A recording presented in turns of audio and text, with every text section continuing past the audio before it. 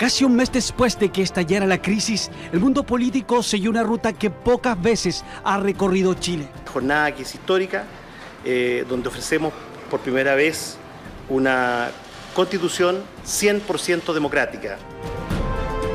No es el más alto honor que puede alcanzar un ciudadano en una república democrática.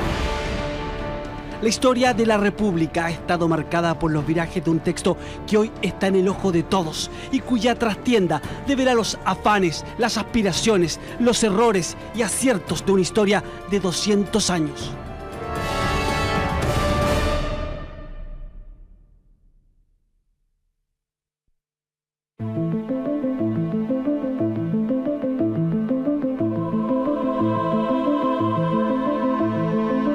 Dos siglos atrás, aquí comenzó la historia, mucho antes de que esta arrinconada comuna comenzara a convertirse en la segunda más poblada de Chile. Había transcurrido apenas un mes desde que en Maipú el Ejército Libertador diera un golpe decisivo a las tropas realistas. A modo de agradecimiento y cumpliendo los votos del pueblo, O'Higgins ordenaba la construcción de este templo en honor a la Virgen. La independencia estaba a tiro de cañón y por esos meses el inicio de otra obra también cruzaba la mente del prócer.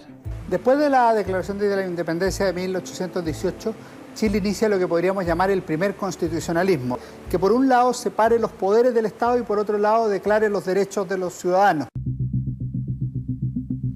La idea de dotar al naciente país de una constitución estaba lejos de ser una fabricación puramente chilena o latinoamericana. Sus raíces se encontraban mucho más lejos en dos potencias que tras sus propias revueltas empezaban a dar forma a la República. La Revolución Francesa y más atrás la independencia de Estados Unidos asociaron estas creaciones de países, reformulaciones de países, a la idea de una constitución. Tiene la lógica de transformar al que fue súbdito de una monarquía en ciudadano de una república. Por siglos, las bodegas del Senado almacenaron todos los intentos constitucionales de un Chile que soñaba con ser libre. La de O'Higgins era solo una más en una larga lista de fallas. Esa sucesión de cartas constitucionales evidencia el punto central de ese conflicto, lo difícil que es establecer los marcos de convivencia en esta nueva república que nace. Por primera vez el Senado de Chile permite la grabación de estos documentos originales. Son manuscritos de la Constitución Moralista de 1823. La firma de su principal autor, Juan Egaña, aún se lee claramente en estos papeles que han sobrevivido a los incendios y las escaramuzas de la historia. Quillota, Rancagua, Valparaíso, Ángeles, Concepción, Curicó. La Constitución de 1823 organizó la presidencia, el Congreso y las formas de hacer justicia.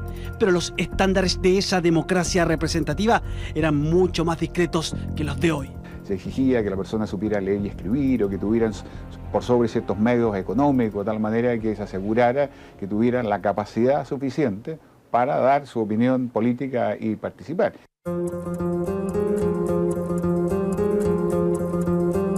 La incipiente república iba consolidando su independencia, pero el modelo de sociedad que habitaría el nuevo país estaba abierto.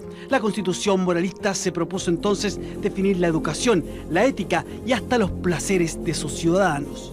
Se formará el código moral que detalle los deberes del ciudadano en todas las épocas de su edad y en todos los estados de la vida social. Entre las conductas de mérito cívico definidas por el texto figuraba aportar en la formación moral y científica, pero también proporcionar ocupación útil a mujeres y mendigos. Las mujeres se encontraban apartadas de cualquier posibilidad de participar en el ámbito de lo político. Recién en la década de los 30, 1934, se les va a conceder el voto en las elecciones municipales y recién en la década de los 40 el voto para las parlamentarias y las presidenciales.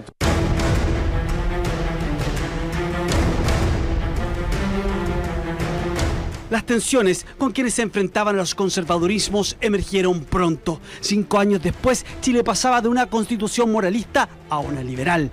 En apenas 2 décadas, el país acumulaba ya 8 ensayos constitucionales. Vaivenes de una adolescencia que estaba por terminar.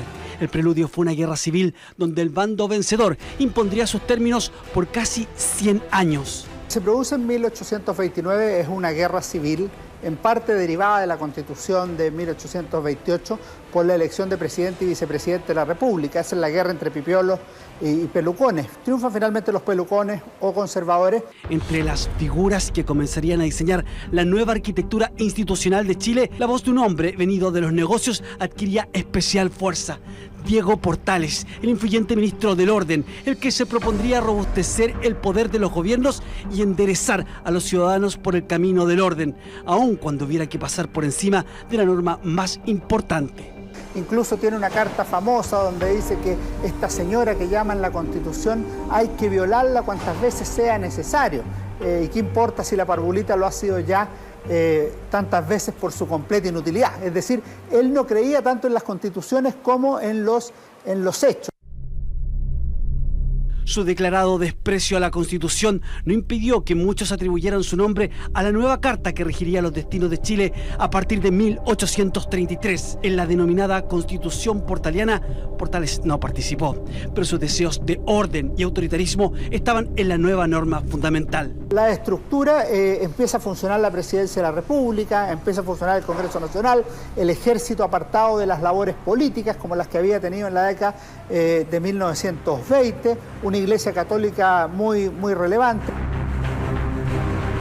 El encabezado de la Constitución se dirigía a los pueblos y castigaba con pena de sedición a cualquier persona o grupo que se autoatribuyera la voz pueblo. La religión católica se impuso como única y excluyente, prohibiéndose el ejercicio público de cualquier otra fe. Parte de un argumento bastante espurio, porque el gobierno chileno se consideraba heredero de los derechos de la corona española y por lo tanto podía aplicar el patronato manteniendo la unión entre ambas instituciones, Iglesia y Estado, existiendo una religión oficial del Estado chileno que era la católica apostólica romana. La república que comenzaba a afianzarse con la nueva Constitución seguía siendo modesta. Pero justo por esos años, desde el norte, esa suerte también cambiaría. El descubrimiento de minas de plata aseguraba un flujo que iría cambiando la cara de Chile. Lo que no cambiaba era el reducido grupo de ciudadanos que tenía derecho a emitir su sufragio. Por ejemplo, que el padrón era extremadamente pequeño, que oscilaba entre 25 a 45.000 personas, ¿no es cierto? Después hubo unas reformas que permitieron que se agrandara, pero hasta 100.000 más o menos, pero en un país que tenía 2 millones de habitantes. Paradojalmente, la muerte de uno de los políticos más influyentes en ese orden ayudaría a consolidar ese régimen. Quizás la muerte de Portales como que consagró el sistema, porque si Portales hubiera vivido, hubiera seguido conformando el país, a lo mejor se hubiera transformado en un caudillo, en un general Rosas como en Argentina. Y eso no sucedió. En cambio, siguió un sistema institucional, los 3 decenios. Tras 40 años rigiendo al país, la Constitución de 1833 apenas exhibía 4 presidentes. Todos resultaron ser reelectos. Por primera vez, la República parecía gozar de una estabilidad permanente. El precio que se pagaba por esa continuidad era elevado. Los gobiernos se mantuvieron porque derrotaron rebeliones, 1851, 1859 principalmente. Si no hubiéramos tenido a lo mejor la misma seguidilla de golpe y contragolpe. En la ciudad de Copiapó, por ejemplo, el movimiento constituyente acuña su propia moneda. Copiapó actúa de facto como una especie de país independiente. Su propia moneda se llama a sí mismo el Constituyente. Ese sería el primer desafío que enfrenta la Carta de 1833. Las tensiones sobre la Constitución aumentarían. Su impronta autoritaria permitía que los presidentes de turno abusaran de medidas excepcionales, como los estados de emergencia, especialmente en fechas de elecciones. Los estados de excepción habían sido creados no con ese fin, para limitar, por ejemplo, la libertad de reunión, la libertad de expresión, que se encontraban coartados cuando se decretaba el Estado, sino que fueron creados para proteger a la población y a la República frente a una invasión externa o una guerra interna.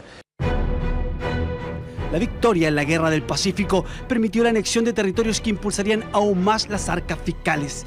Pero a medida que se acercaba el nuevo siglo, la aparente estabilidad política se iba deteriorando. El Congreso presionaba con novedosas interpretaciones de la Constitución que desplazaban el poder a estos escaños. La aprobación de las leyes periódicas y mañosas interpretaciones de la Constitución se transformaron en verdaderas armas de presión frente a la presidencia.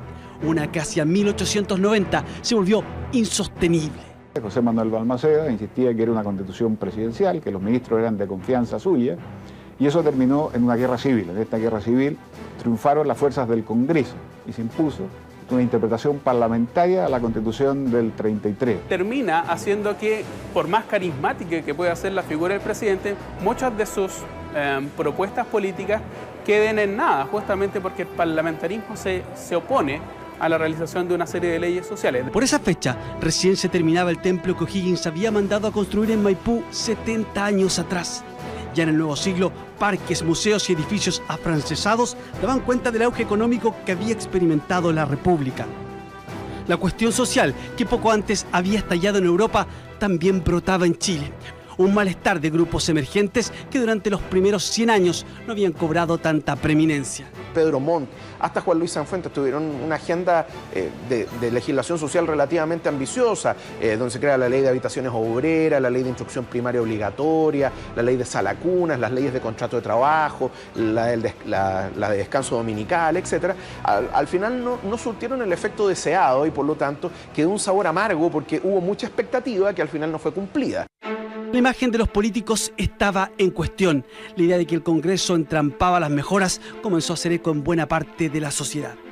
A comienzos del siglo XX, sobre todo ya la década del 10, 15, 20, con la Primera Guerra Mundial, problemas sociales, económicos, cada vez más graves. ¿Qué pasa? Hay riqueza, hay gente con medios, hay muchas diferencias sociales.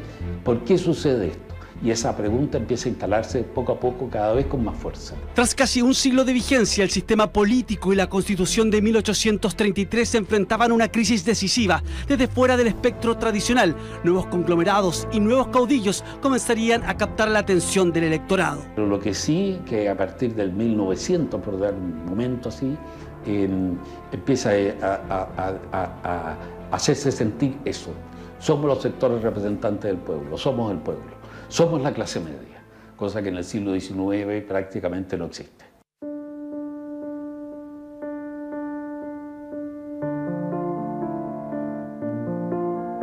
La justicia de nuestra causa no va a ser un instante inaugural para ella en la historia cierta. Las convicciones de este descendiente de italianos marcarían la política chilena por varias décadas en el siglo XX, con una fuerza tan abrumadora que tras 100 años impondría los términos de un nuevo Chile y de una nueva Constitución.